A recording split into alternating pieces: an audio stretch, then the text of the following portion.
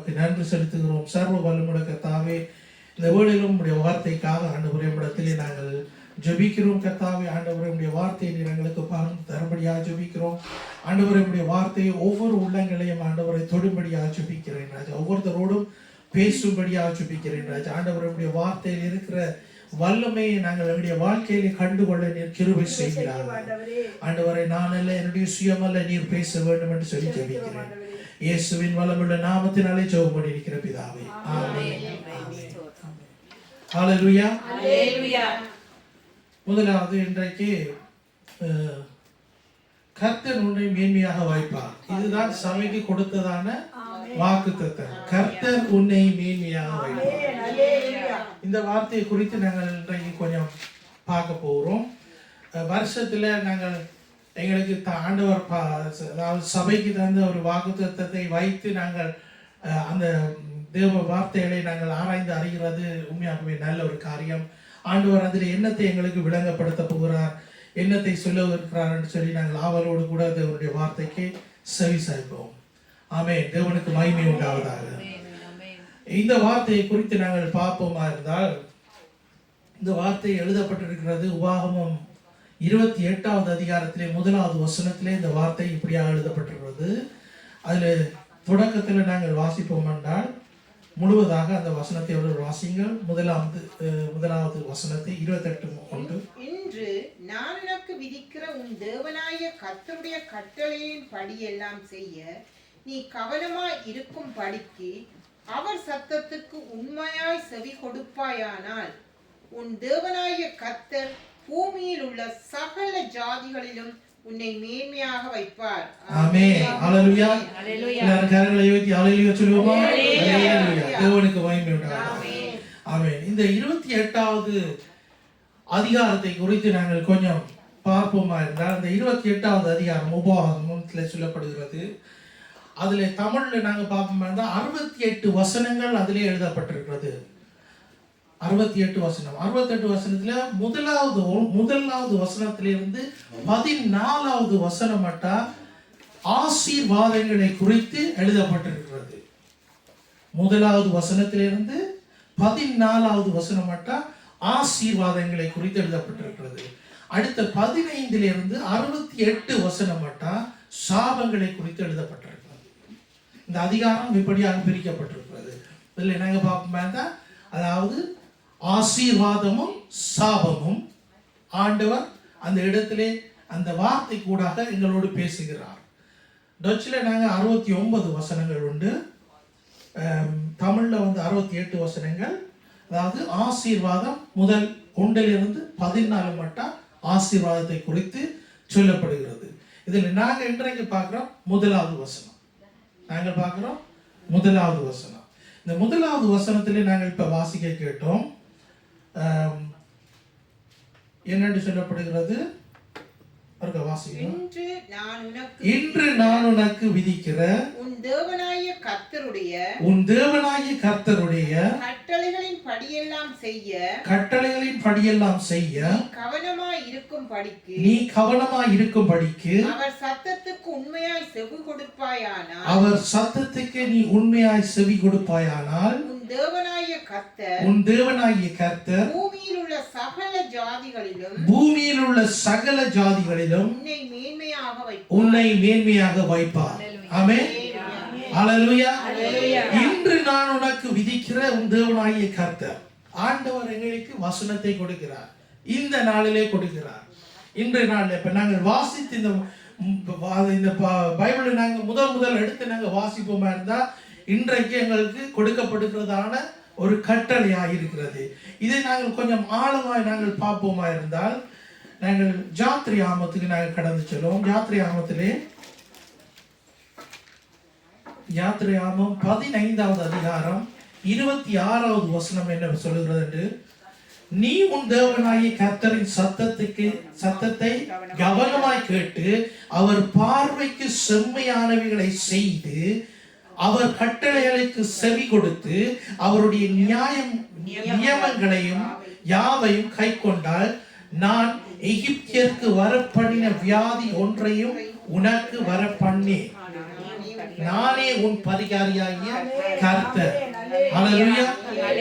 பாருங்கள், இந்த உபாகமத்திலே இந்த வார்த்தையை நாங்கள் வாசிக்கிறோம். உபாகமம் 28வது அதிகாரத்திலே வாசிக்கிறோம். உபாகமம் முதலாவது 5 புத்தகங்களும் என்னென்று சொல்லப்படுகிறது என்றால், 5 புத்தகங்களையும் நாங்கள் என்னென்று ஜூதருடைய முறையில் நாங்கள் பார்ப்போமா இருந்தால் அது தோரான்னு சொல்லுவாங்க. அந்த 5 புத்தகத்தை வைத்து தான் அவங்க திரும்பவுமாக கிண்டர் கார்டன்ல இருந்து வாசிச்சு வருவாங்க. வாசிக்க தொடங்கினதிலிருந்து யூதர்கள் இந்த 5 புத்தகங்களையும் நன்றாக படித்து வந்துருவாங்க. இப்போ இதுல பார்க்குறோம், நாங்கள் ஜாத்ரியாமத்தில் நாங்கள் இந்த வசனத்தை வாசித்தோம். இந்த ஜாத்ரியாமத்திலே கொடுக்கப்பட்ட வார்த்தை இப்படி ஆயிருக்கிறது: நீ உன் தேவனாகிய கர்த்தருடைய சத்தத்துக்கு சத்தத்துக்கு கவனமாய் கேட்டு, அவருடைய சத்தத்துக்கு நாங்கள் எங்களுடைய செவிகளை நாங்கள் திறக்க வேண்டியதாக இருக்கிறது. டச்சில் நான் ஒரு புத்தகம் வாசித்தேன், ஜெர்மனில். அதாவது பைபிள் ஸ்டடி சம்மந்தப்பட்ட ஒரு புத்தகம் தான். அதில் சொல்லப்பட்டிருக்கிறது, எங்களுடைய காதுகள் நாங்கள் பார்க்குறவங்களுடைய கண்ணால் ஒரே ஒரு காது தான்.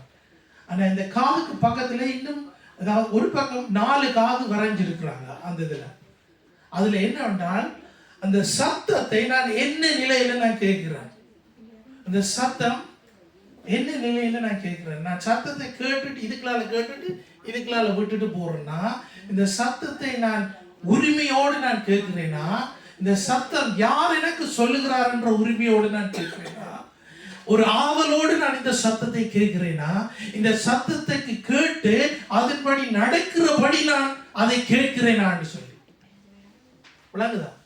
சில பேருக்கு 100 தரம் சொன்னாலும் விளங்காது, பிள்ளைகளுக்கு 100 தரம் சொன்னாலும் கேட்காது. செய் கடைசி அலுமினா போல நடக்க முடியல. விளங்குதா? அதே மாதிரி அநேக சத்தங்கள் எங்களுடைய செவிகளுக்கு இந்த உலகத்திலே நாங்கள் உயிரோடு இருக்கிற நாட்களில் நாங்கள் கேட்போம். ஆனால் தேவனுடைய சத்தத்துக்கு எங்களுடைய செவியை நாங்கள் கூர்மையாக்க வேண்டியதாக இருக்கிறோம். தேவனுடைய சத்தத்துக்கு நாங்கள் எங்களுடைய செவிகளை திறக்க வேண்டியதாக இருக்கிறோம். அநேக சத்தங்கள் கேட்போம் நாங்கள். அப்ப அந்த தேவனுடைய சத்தத்துக்கு எங்களுடைய செவியை நாங்கள் சாய்க்க பழகிக்கொள்ளும். உடனே நாங்கள் வார்த்தையை நாங்கள் கேட்கிற நேரமோ, வார்த்தையை நாங்கள் வாசிக்கிற நேரமோ, எங்களுக்கு உடனே ஒரு, அதாவது wir müssen eine innere Haltung haben vor Gott. Ich muss jetzt aufpassen. அதாவது எங்களுக்கு உள்ளுக்கு ஒரு நாங்கள் ஒரு கவனத்துக்கு நாங்கள் எடுத்துக்கொள்கிற ஒரு வார்த்தை, ஆண்டவருடைய வார்த்தையை நாங்கள் எங்களுக்குள்ள எடுத்துக்கொள்ள போறோம்னோடனே ஒரு ஒரு அடக்கம், ஒடுக்கம், ஒரு ஒரு மனத்தாழ்வு, ஆண்டவருக்கு கொடுக்கிற மரியாதை, அப்படியான ஒரு ஃபீலிங்குகளால் நாங்கள் வந்துடணும். இப்படி நாங்கள் வார்த்தைகளை உள்ளுக்கு எடுப்போமா இருந்தால், அது கேட்ட கிரியைகளே இந்த வார்த்தைகள் எங்களுடைய வாழ்க்கையிலே நடப்பிக்கும். ஹல்லேலூயா. அதுக்கு ஏற்ற மாதிரி நாங்களும் நடந்து கொள்ள எங்களை நாங்கள் ஒப்பு கொடுப்போம். என்னதான் நடந்தாலும், எப்படித்தான் வந்தாலும், ஆண்டவருடைய வார்த்தைக்கு நான் செவி சாய்க்கப்பட.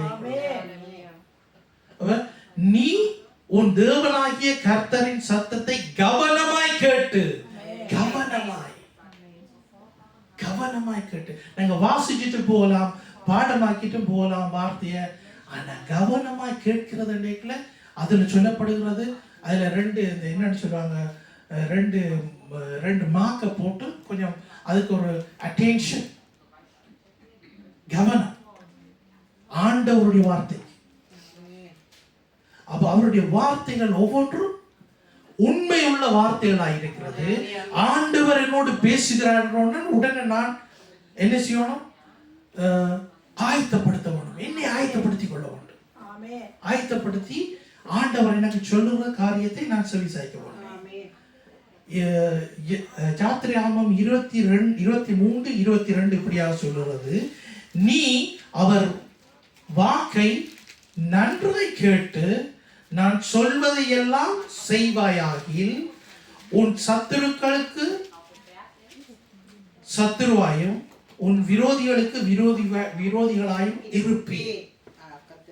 கர்த்தர் சொல்லுகிறார், நீ அவர் வாக்கை நன்றாய் கேட்டு நான் சொல்வதையெல்லாம் செய்வாயாகி. அதை கேட்கிறது ஒன்று இருக்கு, அடுத்தது நாங்க செயல்ல நடப்பிக்கிறது ஒன்று இருக்கு. அப்ப நாங்க கேட்கணும், நாங்க நடப்பிக்கணும். அப்ப நாங்க கேட்கிற வார்த்தை என்னன்னு சொல்லுறது, நீ இடைவிடாமல் ஜெபம் செய். அப்ப அதன்படி நான் இடைவிடாமல் ஜெபம் செய்வோம். இதுக்கு கனெக்ஷன் என்னன்னா, 1ஆம் தேதி நான் கொடுத்த மெசேஜ், நீங்க எப்பொழுதும் சந்தோஷமாயிருங்கள். எப்பொழுதும் சந்தோஷமாயிருங்கள், இடைவிடாமல் ஜெபம் செய்யுங்கள், நன்றி செலுத்த வேண்டும் ஆண்டவர். அப்ப ஒவ்வொரு காலம் நாங்க என்ன செய்யணும்டா, நாங்க ஆண்டவற்ற வார்த்தையை கேட்டு கேட்டு கேட்டு நடக்கிற பிள்ளைகளாய் மாறணும். கேட்டு கேட்டு கேட்டு விட்டுட்டு போற பிள்ளைகளா இல்லாம கேட்டு கேட்டு கேட்டு நடக்கிறவங்க. அப்ப ஆண்டவருடைய வார்த்தை எந்த நேரம் அந்த உணர்வு எங்களுக்கு வர மாட்டான், இந்த வார்த்தைகள் எங்களுக்கு பிரயோஜனம் இல்லாம தான் இருக்கும். நாங்க வாசிப்போம், ஆனா நாங்க பிரயோஜனத்தை கண்டுகொள்ள மாட்டோம். ஆண்டவருடைய வார்த்தை கணக்கு நாங்கள் எக்ஸாம்பிளா எடுப்ப மாட்டா, அவருடைய வார்த்தை ஒவ்வொன்றும் எங்களுக்கு அழகாக அமைக்கப்பட்டிருக்கிறது. எங்களுடைய வாழ்க்கைக்கு அழகாக அவருடைய வார்த்தை அமைக்கப்பட்டிருக்கிறது. என்னவென்றால், என்னுடைய பாதைக்கு வெளிச்சம், என்னுடைய பாதைக்கு வெளிச்சம். ஆண்டவர் கர்த்தருக்கு பயப்படுகிற பயத்தை எனக்கு உருவாக்குகிறவராயிருக்கிறார். அவன் பாருங்க, நாங்க எந்த வியூல இருந்து நாங்க வார்த்தைகளை நாங்க கவனிக்கிறோம். அப்ப வார்த்தையை நாங்க கவனிக்கல, ஒரு பெண்ணும் கோப்பியும் எங்களுக்கு பக்கத்துல இருக்கும், அதை நாங்க எழுதணும்.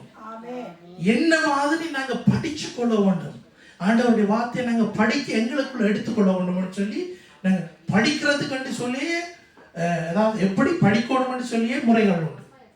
படிக்கிற பிள்ளைகளுக்கு தெரியும், படிச்ச ஆக்களுக்கும் தெரியும்.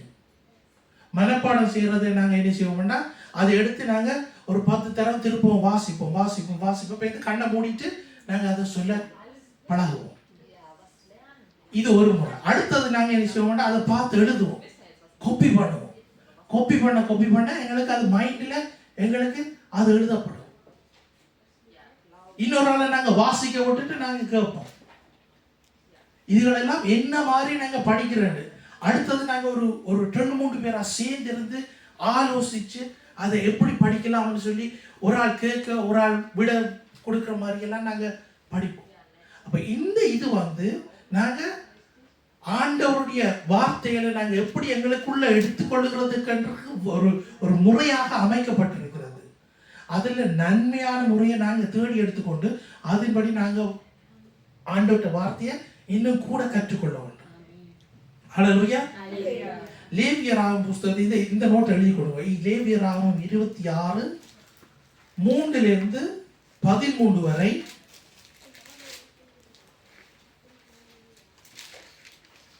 அடுத்தது லேவியராகமம் 26 3 13 வரை. அடுத்தது உபாகமம் 7 12 26 வரை. இதில் நீங்க வீட்டை போய் நீங்க கொஞ்சம் வாசிச்சு பாருங்க.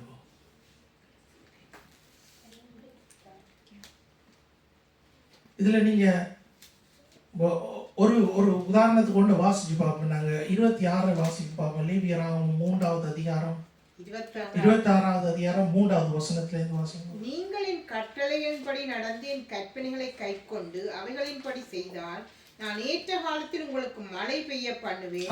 ஓகே, பாருங்க. அதாவது நாங்க ஆண்டவர் சொல்றதை கேட்டு அதன்படி நடந்தா ஏற்ற காலத்துல மழை பெய்யும். மழை பெய்யாட்டிக்கு பூமி வறண்ட நிலமா இருக்குமாட்டா பனிய, அதாவது தன்னுடைய பயிரை கொடுக்கிறாது, அது பலனை கொடுக்காது. சரியா? லேவியராகமம் 26வது அதிகாரம் 3வது வசனத்துல இருந்து சொல்லப்பட்டிருக்கிறது. சோ அப்ப மழை பெய்யறதுண்டா இயற்கையாவே ஒரு மழை பெய்யுமா இருந்தா அது ஒரு ஆசீர்வாதம் தான் இந்த பூமிக்கு. இயற்கையாவே பனி கொட்டுமாண்டா அது ஒரு ஆசீர்வாதம் தான். அப்ப இப்படியாக ஆண்டவருடைய வார்த்தைகள் சொல்லுகிறது. அவர் தான் எல்லாவற்றையும், அவருக்கண்டே எல்லாம் சிருஷ்டிக்கப்பட்டது. அவருக்குள்ளாக சிருஷ்டிக்கப்பட்டது. இப்ப நாங்களும் அவருக்காகத்தான் சிருஷ்டிக்கப்பட்டிருக்கோம். இப்ப எங்களுடைய வாழ்க்கையில நாங்க இதுலதான் ஆண்டவர் சொல்லுகிறார், முதலாவது தேவனுடைய ராஜ்யத்தை தேடு. ஆண்டவர் கண்டுதான் நான் படைக்கப்பட்டேன். ஆனா நான் என்னுடைய வாழ்க்கைக்குள்ள நான் சுத்தி கொண்டிருக்கிற நாடி ஆண்டவருடைய வார்த்தைக்கு என்னை திருத்துகிறது. எப்படி? முதலாவது தேவனுடைய ராஜ்யத்தை நீ தேடு, அப்பொழுது இவைகள் எல்லாம் உனக்கு கூட கொடுக்கப்படும். ஹல்லேலூயா. அடுத்தது உபாகமத்திலே உபாகமம் 7வது அது நீங்க அது சரி அதை வாசிங்க, ஒரு வாசனத்தை வாசிங்க. இந்த நியாயங்களை நீங்கள் கேட்டு கைக்கொண்டு அவைகளின்படி செய்வீர்களானால் அப்பொழுது உன் தேவனாகிய கர்த்தர் உன் பிதாக்களுக்கு ஆணையிட்டு கொடுத்த உடன்படிக்கையையும் கிருபையையும் உனக்காக காத்து. அதுல சொல்லப்பட்டிருக்க என்னன்னா, நாங்க ஆண்டவருடைய வார்த்தைக்கு நாங்க கேட்போமா இருந்தா ஆண்டவர் எங்களுடைய பிதாக்களுக்கு கட்டளையிட்ட யாவையும் எங்களுக்கு கொடுக்கிறவராயிருக்கிறார். அப்ப ஆண்டவருக்குள்ள வந்து ஆண்டவருக்கு பயந்து ஆண்டவருடைய வார்த்தைக்கு கீழ்ப்படிந்து ஜீவிக்கிற ஜனங்களுக்கு ஆண்டவர் ஏற்கனவே சொல்லப்பட்டதான ஆசீர்வாதங்கள் அவர்களுக்கு வந்து சேரும். ஏற்கனவே சொல்லப்பட்டதான ஆசீர்வாதம் அவர்களுக்கு வந்து சேரும். ஆசீர்வாதம் என்ற ஒண்ணு நாங்க அது ஒரு உதாசீனமா நாங்க எண்ணக்கூடாது. ஆசீர்வாதம் என்ற ஒண்ணு நாங்க அது மெட்டீரியலா நாங்க எண்ணக்கூடாது. கட்டாயம் அது அதாவது உலகத்துக்குரிய ஆசீர்வாதமா தான் இருக்கும்னு சொல்லி அந்த ஒரு தோட்டங்களுக்கு வரக்கூடாது.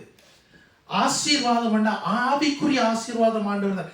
அது மாத்திரமல்ல, உலகத்துல நாங்க இருக்கிற நாடி உலகத்துக்குரிய ஆசீர்வாதங்களுக்கு தந்தை ஆகுவார். அதுல எந்தவித இதுவும் இல்லை, மாற்றம் இல்லை. அது எங்களுக்கு கட்டாயம் கிடைத்தே ஆகும். ஆண்டவர் எங்களை குறையா வச்சிருக்கிற ஆண்டவர் இல்ல, ஆண்டவர் எங்களை நிறைவாக வைத்திருக்கிற ஆண்டவர். பாருங்கள், உன்னுடைய மாப்பி செய்கிற தொட்டியும் எண்ணெயும் ஆசீர்வாதமா இருக்கும் என்று சொல்லி நாங்க வாசிக்கிறோம். ஆனா இதே காரியத்தை கூட ஆண்டவர் எலியாவை வைத்து செய்தி காட்டினார். எலியாவை வச்சு ஆண்டவர் அப்படியே செய்தே காட்டினார். பாருங்க, அப்ப எங்களுக்கு ஆண்டவர் நாங்க முற்று முழுதுமாக அதாவது ஒரு டவுட்டும் இல்லாம நாங்க ஆண்டவர்கிட்ட நாங்க நம்பிக்கை வைக்க மாட்டோம். அதாவது எங்களுக்கு ஒரு டவுட்டும் இருக்கக்கூடாது. ஆண்டவர் எல்லாவற்றையும் பார்த்துக் கொள்ளுவார். எங்களுக்கு அது கொஞ்சம் புள்ளையாக தெரிஞ்சாலும் கடைசியில முடிகிறது வந்து ஆண்டவருடைய சித்தம் தான் எங்களுடைய வாழ்க்கையில நிறைவேறுது. அவர் எல்லாவற்றையும் எங்களுக்கு செய்துட்டார். அதன்படி நாங்க ஆண்டவருடைய இதுக்குள்ள ஒப்பு கொடுக்கணும். அப்போ எல்லாத்துக்கும் என்ன, ஆண்டவருடைய வார்த்தையை நாங்கள் கவனமாய் கேட்க வேண்டும். அதன்படி நாங்கள் வாழ கற்றுக்கொள்ள வேண்டும். அப்ப இப்படி நடந்தா தான் ஆண்டவர் எங்களை தொடர்ந்து வழி நடத்துவார். நாங்கள் உபாகமம் 11:13 வாசிப்போம். நீங்கள் உங்கள் தேவனாய கர்த்தரிடத்தில் உங்கள் முழு இருதயத்தோடும் உங்கள் முழு ஆத்மாவோடும் அன்பு கூர்ந்து அவரை சேவிக்கும்படி நான் இன்று உங்களுக்கு கற்பிக்கிற என் கற்பனைகளுக்கு கீழ்ப்படிந்தால். பாருங்க, திருப்பவும் நாங்க வாசிக்கிறோம் என்ன, நீங்கள் உங்கள் தேவனாகிய கர்த்தரிடத்தில் உங்கள் முழு இருதயத்தோடும் உங்கள் முழு ஆத்மாவோடும் அன்பு கூர்ந்து அவரை சேவிக்கும்படிக்கு என்று நாங்க வாசிக்கிறோம். அப்ப எங்களுடைய முழு ஆத்மாவும் ஆண்டவர்ல பற்றாயிருக்க வேண்டும். அவருடைய வார்த்தையில நாங்க கவனம் செலுத்தணும். உபாகமம் 11:13 இந்த வார்த்தை இதுல இல்ல, இதுதான் மெயின் வார்த்தை. சரியா? இதுக்குரிய வார்த்தையில தான் நான் உங்களுக்கு தந்து கொண்டிருக்கிறேன். நான் இன்னும் முடிக்க இல்லை. ஏன்னா நாங்க இப்ப பழைய பாடலாம் நிக்கிறோம். என்ன நாங்க இன்னும் பழைய பாடலாம் நிக்கிறோம். சோ அடுத்தது உபாகமம் 15:5 உன் தேவனாகிய கர்த்தர் உனக்கு சுதந்தரிக்கும்படி கொடுத்த தேசத்தில் உன்னை மென்மேலும் ஆசீர்வதிப்பார். ஹல்லேலூயா. உன்னை மென்மேலும் ஆசீர்வதிப்பார். பாருங்க, இப்ப நாங்க இந்த வார்த்தைகளுக்கு நாங்க இப்ப கவனம் செலுத்துறோம். என்னன்னு, கொஞ்சம் வித்தியாசமா நாங்க கவனம் செலுத்துறோம். திரும்பவும் திரும்பவும் திரும்பவுமாக சொல்லப்படுகிறது, உன் தேவனாகிய கர்த்தர் உன்னை ஆசீர்வதிப்பார், உனக்கு இப்படி செய்வார், உன்னை இப்படி செய்வார். இப்படியாக ஆண்டவருடைய வார்த்தையை பாருங்க. இப்போ நாங்கள் யாத்ராமத்திலிருந்து நாங்கள் தொடங்கி வந்தோம். அதில் எல்லா வார்த்தைகளையும் நாங்கள் வாசிக்கல. லேவியராமத்தில் ஒரு கொஞ்சத்தை விட்டுட்டோம், உபாமத்தில் கொஞ்சத்தை விட்டுட்டோம். நான் இப்படியாக வந்து தொடர்ந்து வந்து கொண்டே இருக்கிறோம். ஆண்டவர் அப்போ நாங்கள் ஒரு காரியத்தை நாங்கள் தேவனிடத்திலிருந்து நாங்கள் பெற்றுக்கொள்வோமா? இதான் நாங்கள் பெற்றுக்கொண்ட காரியம் என்ன? கர்த்தர் உன்னை மேன்மையாக வைப்பார். கர்த்தர் உன்னை மேன்மையாக வைப்பார். சிம்பிளா நாங்க எடுக்க கூடாது அந்த வார்த்தைகளை. எங்களுடைய வாக்குத்தத்தை நாங்கள் மேலோட்டமா, எங்களுக்கு தெரிஞ்ச வாக்குத்தத்தம் தானே, இதுதானே எங்களுக்கு நெடுகாலம் கிடைக்குது அப்படி என்று நாங்க சோர்ந்து போக கூடாது. அந்த வார்த்தையிலே வல்லமை உண்டு. அது தேவனுடைய வார்த்தைகள். அப்ப அந்த வார்த்தையில இருக்கிற வல்லமையை என்னுடைய வாழ்க்கையில நான் பெற்றுக்கொள்றதுக்கு நான் அதை ரிசீவ் பண்ற ஒரு பாத்திரமாக நான் மாற வேண்டும். இதுதான் இதுல இருக்கிற ரகசியம். அந்த வார்த்தையை நான் பெற்றுக்கொள்றேன். இப்போ ஒவ்வொரு நாளும் ஒவ்வொரு முறையும் நாங்கள் எங்களுக்கு வாக்கு தத்தம் கிடைக்கணும்னு சொல்லி நாங்கள் வாக்கு தத்தத்தை உடனே வாஞ்சியா எடுத்த உடனே நாங்கள் பார்த்துட்டு நம்ம சோர்ந்து போகக்கூடாது.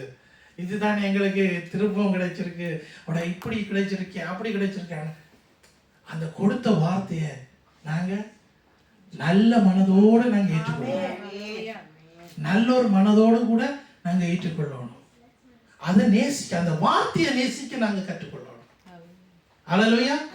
எல்லாம் எங்களுக்கு நாங்க வார்த்தையை படிக்க எங்களுக்கு தெரிஞ்ச வார்த்தைகளை தான் நாங்க படிப்போம்.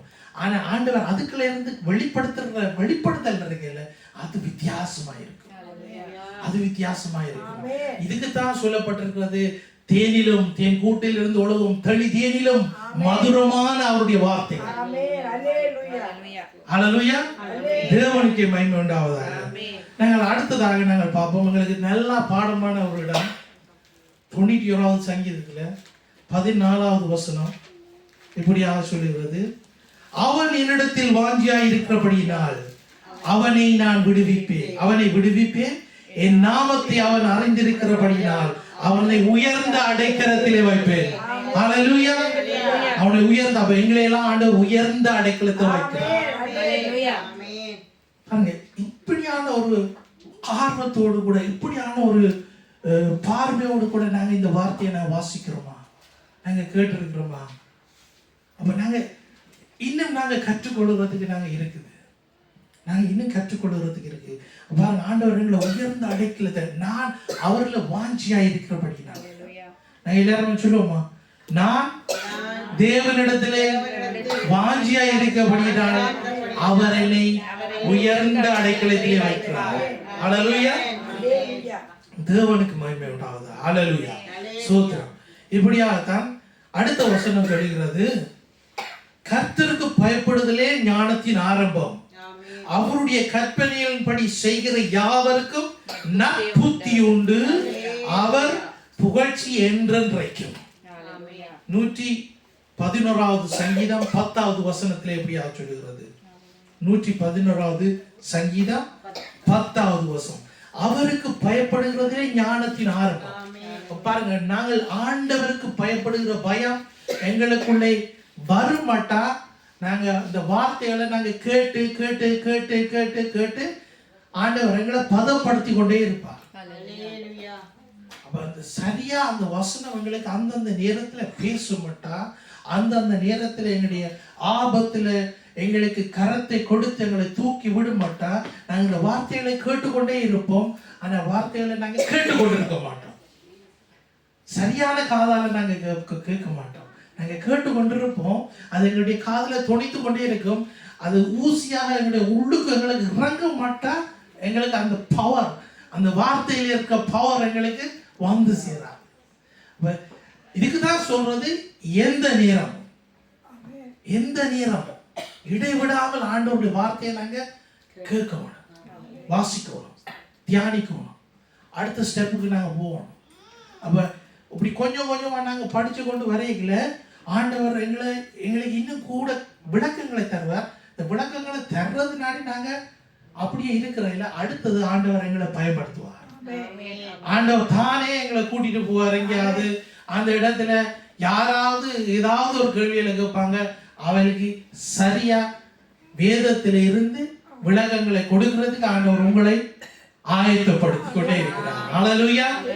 அப்ப யாராவது எங்கிட்ட வந்து ஏதாவது ஒரு கேள்வியை கேட்டா வேதத்தோட நாங்க ஒப்பிட்டு பதில் சொல்லுகிறவரா இருக்கணும். அந்த ஆள் பேருந்து போய்களை உன்னிட்ட கேட்டா நீ நெடுகாலம் இந்த வேதத்தை பற்றி தான் நீ யாய்ப்பான்னு சொல்லி அப்படி சொல்ற அளவுக்கு எங்களுக்கெல்லாம் வார்த்தை இயங்க வேண்டும், எங்களுக்கெல்லாம் கிரியை செய்ய வேண்டும். அப்படியாக இருக்க வேண்டும். அப்படியாக நாங்கள் ஆண்டவர் எங்களை பயன்படுத்துவோம். என்னத்தை எடுத்தாலும் ஏதை எடுத்தாலும் நாங்க வேற ஆக்கள் எங்களோட வந்து என்னத்தை கதைச்சாலும் வார்த்தை எங்களோட வாயிலிருந்து வரணும். நாங்க வார்த்தை, அதாவது வார்த்தையை நாங்க சொல்ல சொல்ல சொல்ல ஆண்டவருடைய மகிமை எங்களுக்குள்ள இறங்க, அவருடைய மகிமை எங்களுக்குள்ள இறங்க இறங்க மற்றாக்கள் உண்மையாகவே இவன் வந்து சும்மா ஆள் இல்லை, இவன் பெரிய கில்லாடி எடுவாங்க, இவன் சும்மா ஆள் இல்லை, இவனோட கதைச்சு வெளியேனாது, இவனும் வந்து இயேசுந்தான். அப்படியான ஒரு சாட்சி. அது என்ன, நாங்கள் அதுல எங்களுக்கு பெருமை இல்லை. நாங்க ஆண்டவர் ஆண்டி கொள்ற நாடி எங்களுக்கு நடக்கிற நன்மைகள் எல்லாம் ஆண்டவர்களாக தான் வருது.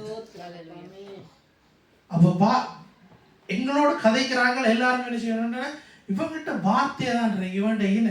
அப்ப அவங்க எங்களுக்குள்ள கண்டு கொள்றது என்ன, எங்களுக்குள்ள ஜீவிக்கிற இயேசு கிறிஸ்து வாழுகிறார் என்பதை காட்டி கொள்கிறாங்க. மரித்த இயேசுவேல ஜீவிக்கிற இயேசு எங்களுக்குள்ள இருக்கிறார் என்பதை அவங்க கண்டு கொள்கிறாங்க. இதுதான் ரகசியம்.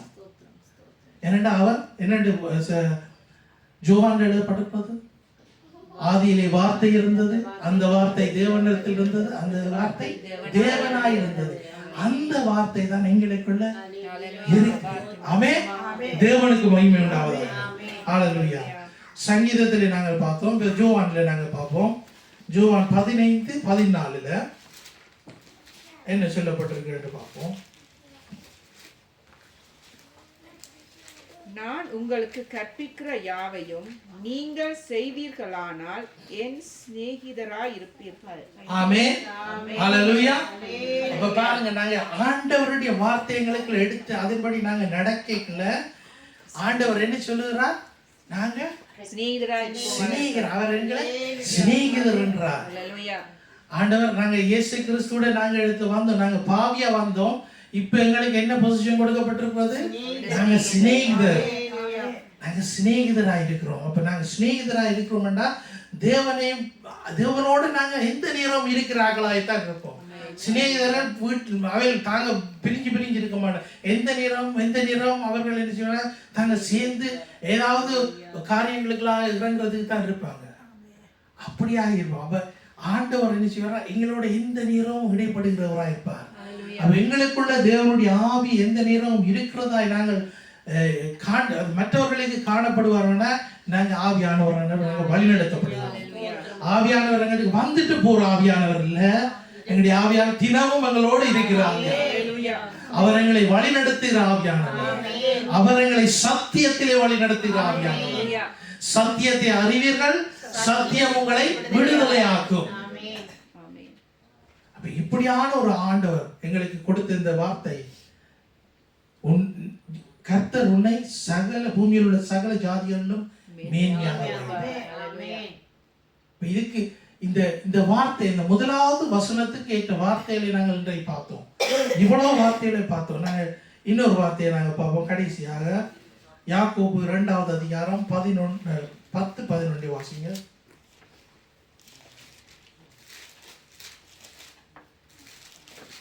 யாக்கோபு 2. எப்படியெனில்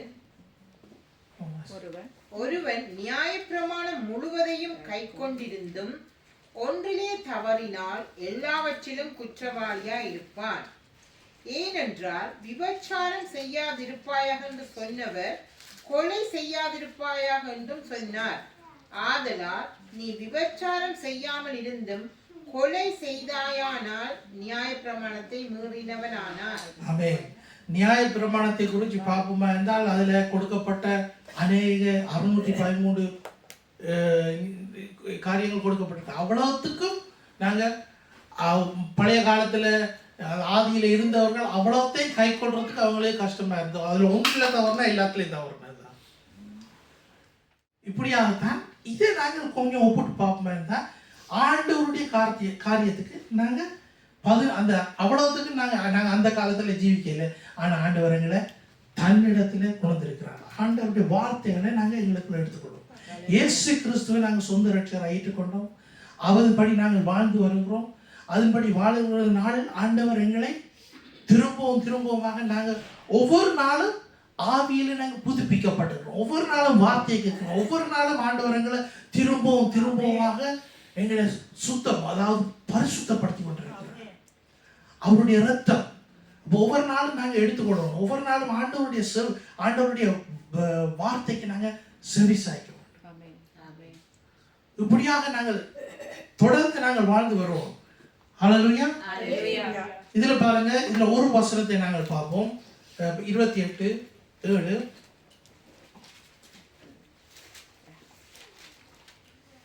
உனக்கு விரோதமாக எழும்பும் எந்த உன் சத்துருக்களை கர்த்தர் உனக்கு முன்பாக முறியடிக்கும்படி.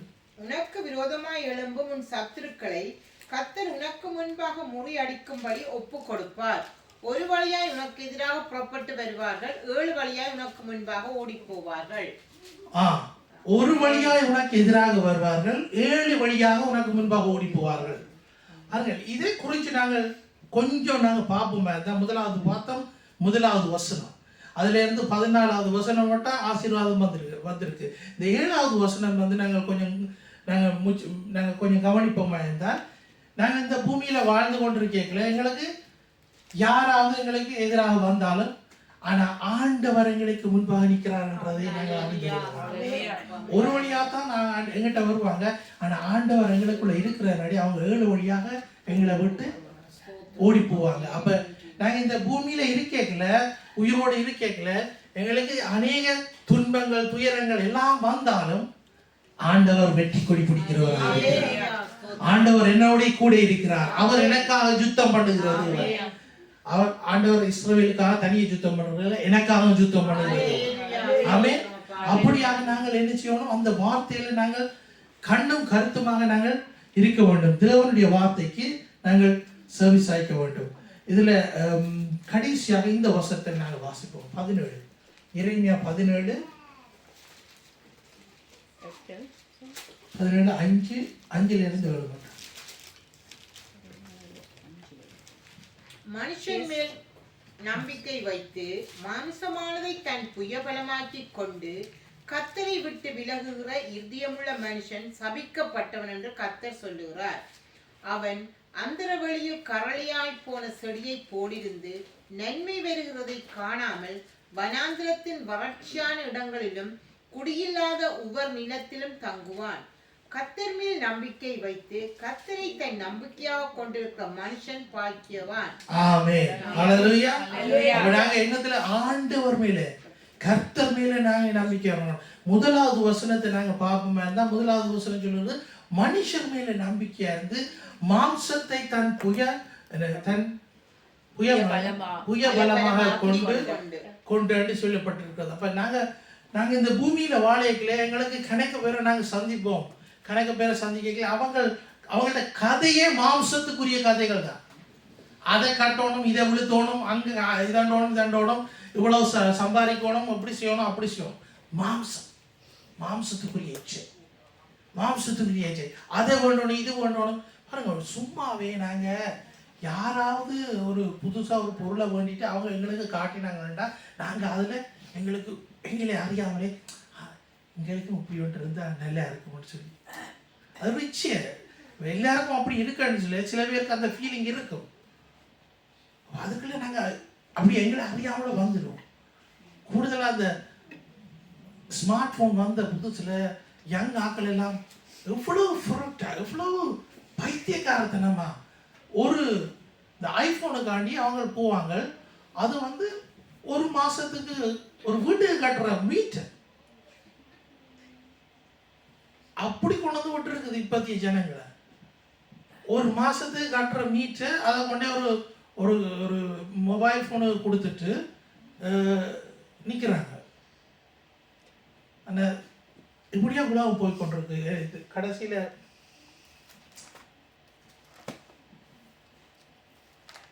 தீமைத்தீவில் கிடக்குது. கடைசி நாட்களில்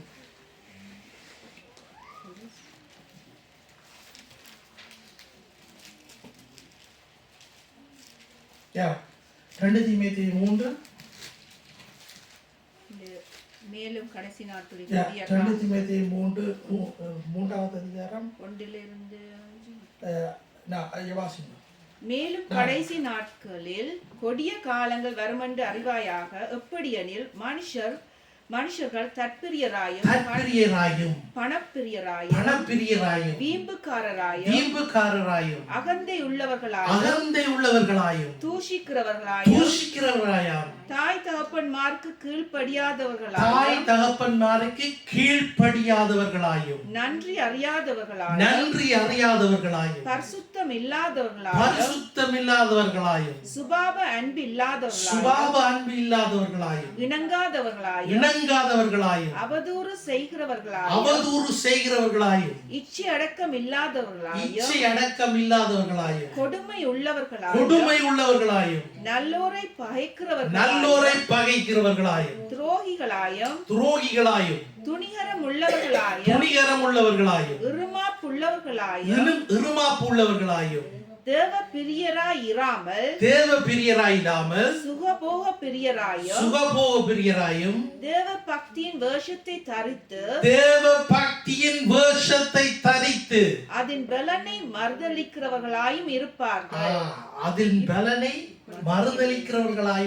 இப்படிப்பட்டவர்களை நீ விட்டு விலகு. இது ஒரு பெரிய ஒரு பட்டியல் கொடுக்கப்பட்டிருக்கிறது. பெரிய இதை வச்சு நான் ஒரு நாளைக்கு பிரசங்கம் பண்ணலாம் போல இருக்கு. ஒரு நாளைக்குன்னா ஒரு கிழமைக்கு ஒரு மாசத்துக்கு பிரிச்சு பாருங்க. இந்த பெரிய பட்டியல் தான் இப்ப நாங்க வாழ்ந்து கொண்டிருக்கிற வாழ்க்கையில நாங்க கேள்விப்படுற நியூஸ் முதல் தொடக்கத்துல வர்றது.